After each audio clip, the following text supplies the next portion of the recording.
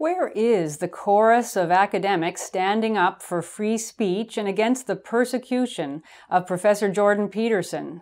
That's my subject on today's Fiamengo File.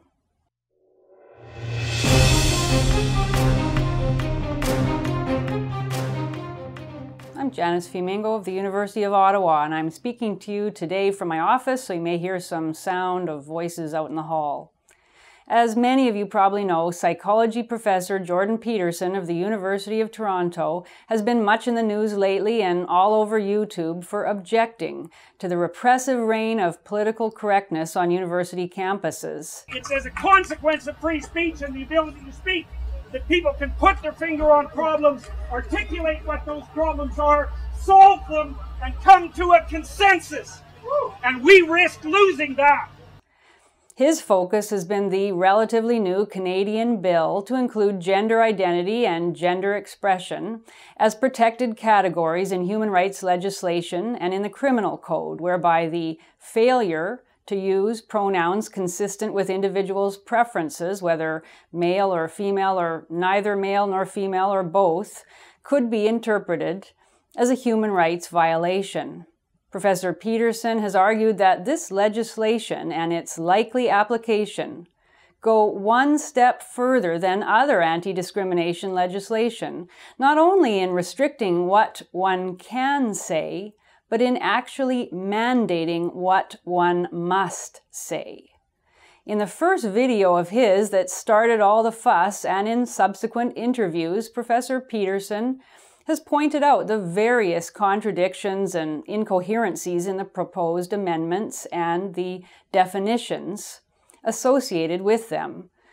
The vagueness and the downright confusion of a lot of the language, the insistence on accommodating people's needs, for example, as if needs could be easily determined and never in conflict, and the logical incoherence of a theory of gender that sees a trans identity as innate and unalterable, but other gender identities as purely a cultural construct. And he objects to elevating into fact or law something that isn't self-evidently either. And he talks about the fear that is now so much a part of these discussions, whereby professors who once felt it their right and duty to pursue all manner of truth with their students now self-censor in order to avoid complaints or the wrath of the administration. He has expressed his concern that soon, if not already, basic conversations about whether gender identity is really separate from biological sex, or even whether there is such a thing as biological sex, will be absolutely forbidden. His videos were not only a way of talking through his questions and thoughts, but also a kind of testing of the waters to determine if his fears were irrational. And in the event, it turned out that Peterson's analysis of where we are with human rights legislation in Canada was all too prescient. I said I was wondering if I could get your opinion. No, we're good. Thank you. Fuck you, that's my opinion. We're good.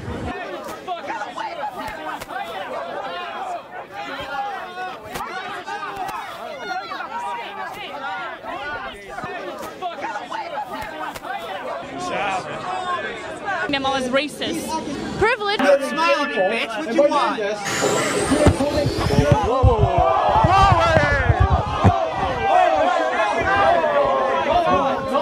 They did grab me and pull me in and try to punch me. Officer, I didn't see anything. I didn't see anything that happened. There's no reason to be I didn't see anything.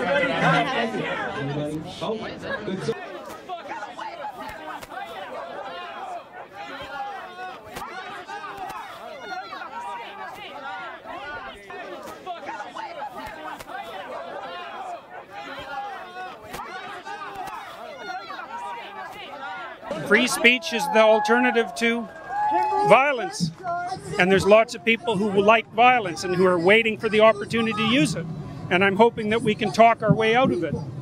The response to the University of Toronto downtown campus was hysterical and vitriolic. denunciations of Peterson as a transphobe, claims that trans people had been made to feel unsafe, claims that Peterson's speaking about the matter of pronouns was an existential threat to the transgendered. This is the typical gambit of what a friend of mine calls the psychotic left. Their claim that whatever the topic, it is always a matter of life and death, and that merely taking a non-compliant position contributes to horrific suffering and even to the slaughter of innocents. And most chilling and indicative, the University of Toronto administration has sent Peterson 2 letters, the second of which has told him in no uncertain terms that if he fails to fall in line, his university will not stand behind him. Here's part of the letter. Quote, "The law of Ontario, specifically the Ontario Human Rights Code, protects against discrimination based on gender expression and gender identity. Depending on the context, if personal pronouns are being used, the refusal by a teacher or colleague to use the personal pronoun that is an expression of the person's gender identity can constitute discrimination. Your statements that you will refuse to refer to transgendered persons using gender-neutral pronouns if they ask you to do so are contrary to the rights of those persons to equal treatment without discrimination. You should also be aware that many members of the university community are concerned and distressed about the declarations of your discriminatory intentions. The university has received communications from individuals, student groups, and employee groups that find your comments to be unacceptable, emotionally disturbing, and painful." End quote. With this letter, the university administration confirmed everything Professor Peterson had said in his first video. Not only must everybody accede to pronoun demands, but one must refrain from even mentioning the whole matter. Yes, even to discuss the subject in an unacceptable way may be some kind of human rights violation. I don't really have anything original to say here because Professor Peterson has himself said it all very well, but I wanted to speak in his support for what that's worth and to say that his case confirms fears I've had for a very long time about how we as a society have given over our freedom to revolutionary social justice agents. This whole debate is and is not about pronouns, in my opinion. Like most people, like Jordan Peterson himself, I'm not interested in hurting anyone's feelings or harming their dignity. But far worse than that is making laws to punish people who think incorrectly on a subject that, as Peterson himself argues, is far from settled. Forcing people to say what they deeply believe to be untrue, for example, that there are 32 genders, that there is no biological sex, forcing people to employ new pronouns on pain of social mobbing, the ruination of reputation, job loss, or investigation by a human rights tribunal. Is that really how we want to deal with controversial issues as a society? That's the question. And the answer is, as Jordan Peterson's case has shown, the answer is that it's too late to have that conversation. We already are that society. The laws are already in place. In fact, the Supreme Court of Canada already ruled nearly 4 years ago that the prohibition on hateful or discriminatory speech is more important than any other value in our society. And almost nobody protested that or even noticed. February 27th, 2013 was the date on which the Supreme Court rendered its judgment, upholding 2 of the 4 findings of hate speech made by the Saskatchewan Human Rights Commission against Bill Whatcott, an anti-gay member of the Christian Truth Activists.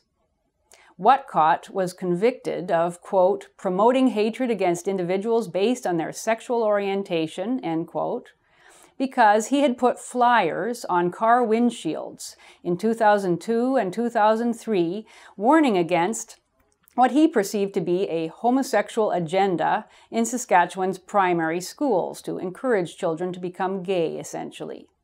He also pointed out that certain personal ads in gay publications appeared to be clearly seeking boys for sex. In his flyers, he used harsh language, words like sodomy and filth, which the Supreme Court affirmed to be in contravention of the Human Rights Code. Now, this was a landmark ruling, breathtaking in its lack of proportion, clarity, or reasonableness. The Supreme Court justices defined hate speech incredibly broadly, not by its content or by its intent, but by its likely, quote, effect in exposing a specific group or individual to hatred. In defining it thus, the Supreme Court entered a bizarre realm of supposition and unsupported allegation, given that an effect is impossible to predict in advance or even to prove often after the fact. But the justices didn't care. They tell us in their judgment that a conviction for hate speech does not require any, quote, proof of harm, merely a hypothetical likelihood. And as you know, SJWs find likelihood of harm nearly everywhere. As if to bolster what they knew to be an extremely weak argument, the Supreme Court justices detailed the potential consequences of hate speech in dramatic terms. This is what they said, quote, hate speech lays the groundwork for later broad attacks on vulnerable groups that can range from discrimination to ostracism, segregation, deportation, violence, and in the most extreme cases to genocide. End quote. All this from a few hundred crude flyers put on car windshields? I really doubt it. This is wild hypothesizing, pretending to show causation. Yes, hate speech may lay the groundwork for these serious harms, especially when it is promulgated by powerful leaders and institutions. But hate speech does not inevitably or even generally cause them. Far more frequently, in the case of a single individual such as Bill Whatcott, an utterance simply ends with itself.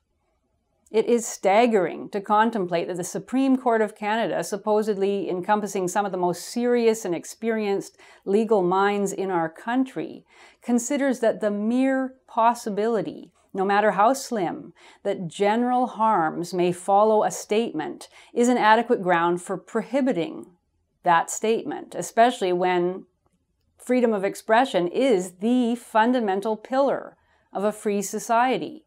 It is the fundamental pillar, and we've blown it all to smithereens. The justices never seriously recognize the danger of mandating what people can and can't say. They simply affirm the rightness of legislation to, quote, reduce or eliminate discrimination. The very idea that one can, quote, eliminate discrimination by harshly punishing individuals for expressing their honestly held opinions and fears is an extremely questionable assumption that the Supreme Court doesn't even bother to try to defend. This judgment isn't about defending arguments or interpreting legal precedents. It is about overturning the values that have traditionally been the basis of Canadian society and replacing them with new values made up by social justice ideologues. The judgment states, for example, that freedom of expression can and should be balanced against, quote, respect for group identity. Now, when did respect for group identity become a right of any sort, let alone a right that competes with and even overrides the right to freedom of expression? And how can respect as opposed to measurable equal treatment, how can respect possibly be legislated?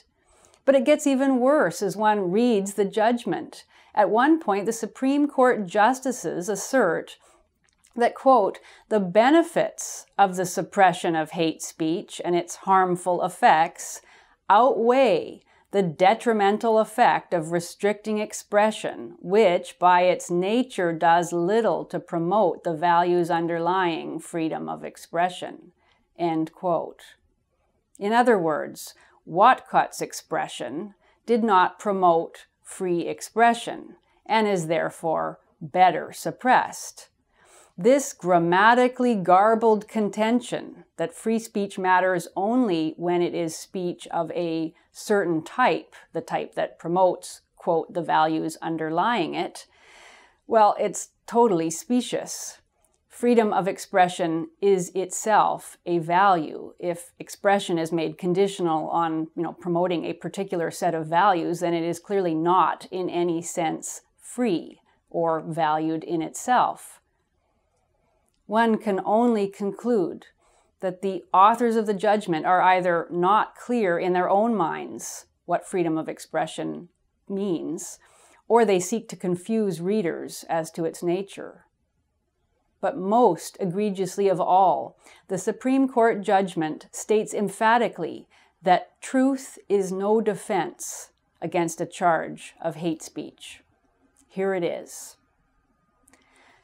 Truthful statements can be presented in a manner that would meet the definition of hate speech, we're told in their Orwellian formulation.